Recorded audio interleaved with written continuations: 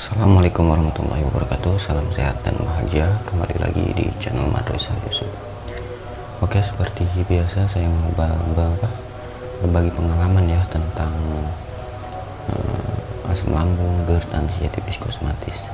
Dan di video kali ini saya mau membahas tentang perbedaan ya antara MAH dan GERD ya. Karena masih banyak teman-teman yang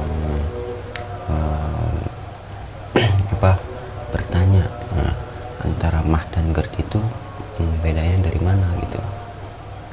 Oke, sebelum kita lanjut ke pembahasannya, buat teman-teman yang baru gabung ke channel ini, jangan lupa ya untuk di subscribe dulu channelnya biar bisa lebih berkembang dan pastinya lebih semangat juga untuk saya mengupload video terbaru saya tentang seputaran kesehatan asam lambung, GERD, dan anxiety psikosomatis.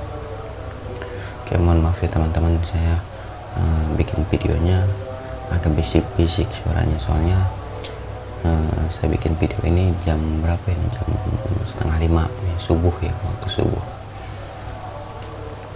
Oke, jadi gini teman-teman, perbedaan antara MAH ya dan GERD. Kalau misalkan MAH sebenarnya antara MAH dan GERD itu masih dibilang gimana ya,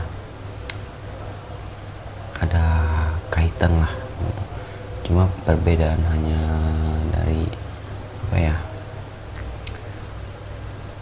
level lah ibaratnya. Cuma kalau misalkan MAH kan itu dasarnya ya, dasar awal sebelum GERD gitu, baru MAH dulu awalnya baru GERD. Cuma perbedaan antara MAH itu dan GERD itu seperti apa sih? Jadi kalau MAH itu ya, kalau misalkan belum menjadi GERD baru MAH itu, kalau MAH itu sensasi yang dirasakan itu cuma di area bagian perut saja teman-teman ya kok. Jadi yang dirasakan itu hanya di area bagian perut saja. Kalau misalkan MAH itu terasanya cuma perih, kayak kembung, itu cuma di area perut saja ya, beda dengan GERD. Kalau misalkan sudah menjadi GERD itu kalau GERD itu kan kayak reflux gitu ya. Jadi si asam lambung itu naik ke atas teman-teman ya.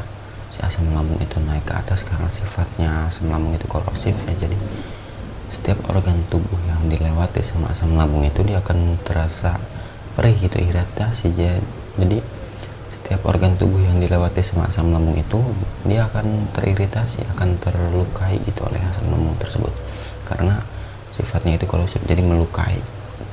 Yang cuma bisa menahan asam lambung itu cuma ya lambung tersebut. Kalau organ-organ tubuh yang lain itu tidak kuat gitu ya untuk menahan asam lambung tersebut teman-teman ya. Jadi kalau misalkan GERD itu terasanya ya sensasi kayak semacam terbakar di area sini ya, terus mengganjal di kerongkongan ya, perih gitu, susah nelan, itu udah termasuk GERD teman-teman ya.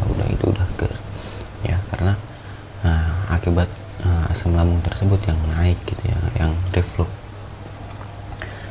Di perbedaannya kayak gitu teman. Kalau cuma MAH dia akan terasanya di area perut saja ya, tidak ada sensasi di area lain gitu ya, kayak semacam sesak napas, perih gitu ya. Jadi identiknya kalau GERD itu kayak semacam terbakar di area dada sini ya teman-teman. Dia akan terasa perih, itu beratnya, nafas juga, terus tenggorokan serasa mengganjal, pokoknya sensasi-sensasi yang keluar dari area perut ya, di area perut itu udah GERD teman-teman. Jadi gitu perbedaannya. Terus banyak juga ya, kalau misalkan udah GERD dia akan menimbulkan satu sensasi juga teman-teman. Jadi ya dia akan timbul rasa cemas, panik ya, dan itu yang disebut dengan anxiety ya. Jadi anxiety itu selalu mendampingi, kalau misalkan udah GERD itu pasti akan timbul anxiety-nya teman-teman, yang selalu mendampingi penyakit asam lambung tersebut gitu teman-teman. rasa panik, cemas, takut mati lah, takut inilah, takut itulah.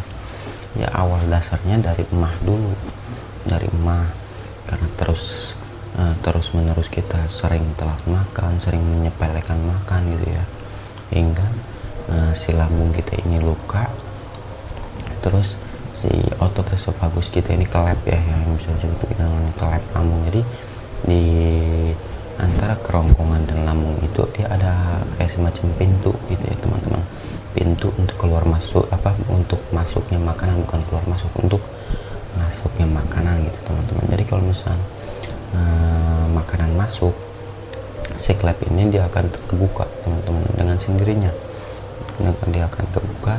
Dan kalau misalkan si makanan situ udah masuk ke lambung, si klep ini akan menutup dengan cepat teman-teman ya, dia akan menutup kembali dengan cepat gitu teman-teman. Tapi kalau misalkan si klep ini udah lemah gitu, udah terlukai sama si asam lambung tersebut akibat kita sering melalaikan makan gitu ya, sering telat makan, sering makan makanan yang pedas. Jadi kan si asam lambung ini terus-terusan nyemprot ke si otot esofagus ini, si klep ini, hingga membuat luka dan melemah. Jadi si klep ini tidak berfungsi dengan baik dan melemah. Jadi si klep ini akan renggang gitu teman-teman, yang tadinya rapat dia akan renggang ya, hingga membuat si asam lambung tersebut keluar dan melukai organ-organ tubuh kayak semacam kerongkongan ya, memang kayak akan terasa perih dan panas ya di dada sini, terus ke tenggorokan juga akan terasa mengganjal. Itu akibat dari naiknya asam lambung teman-teman. Jadi gitu ya, makanya buat teman-teman kalau misalkan sudah terkena GERD ya, itu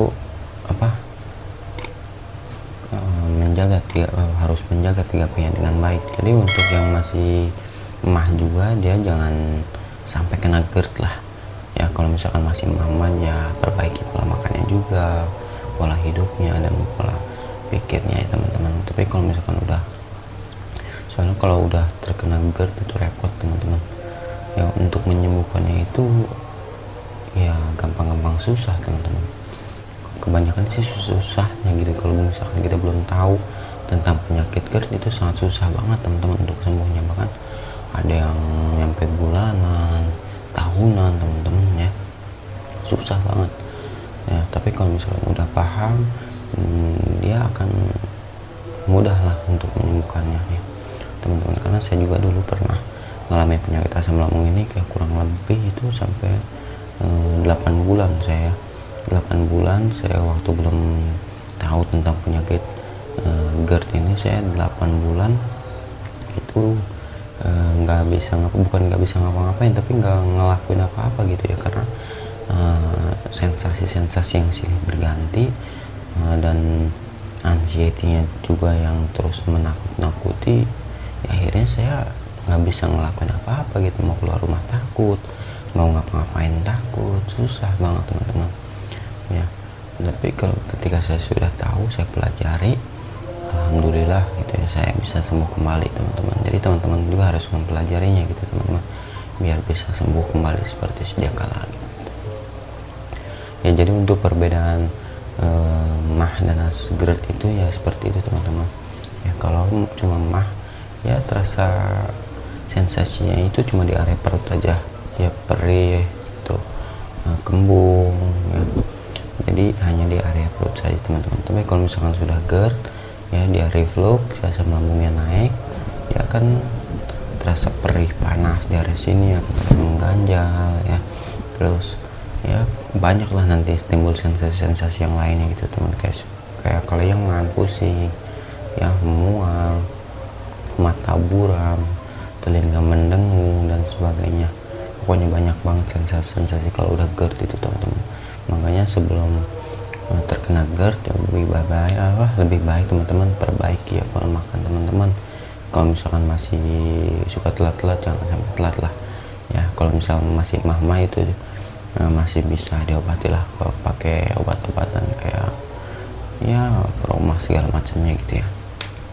Tapi kalau misalkan sudah GERD itu sangat susah teman-teman. Jadi obat-obat kayak gitu ya Itu obat-obat antasida kayak gitu cuma bisa meringankan doang teman-teman ya, tidak bisa untuk menyembuhkan. Tapi kalau misalkan masih emah itu masih bisa disembuhkan teman-teman ya. Kalau misalkan sudah GERD itu repot menyembuhkannya teman-teman. Jadi kita itu harus